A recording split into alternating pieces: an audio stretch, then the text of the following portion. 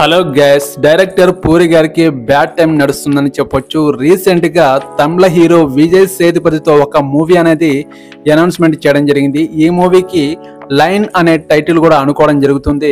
మన పూరి గారు మంచి ఫ్లాపులను మూట కట్టుకోవడం జరిగింది. డబుల్ స్మార్ట్ శంకర్, లైగర్ ఈ రెండు మూవీలు పాన్ ఇండియన్ లెవెల్లో భారీ కలెక్షన్ అనేది రాబట్టకుండా ఫ్లాప్ని మూట కట్టుకోవడం జరిగింది.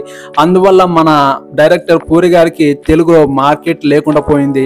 బడా హీరోల నుంచి కూడా అవకాశం రాకపోవడం వల్ల మన డైరెక్టర్ పూరి గారు తమిళ హీరో విజయ్ సేతుపతితో మంచి కాన్సెప్ట్ ఉన్న మూవీని తెరకెక్కించడానికి సిద్ధంగా ఉన్నారు.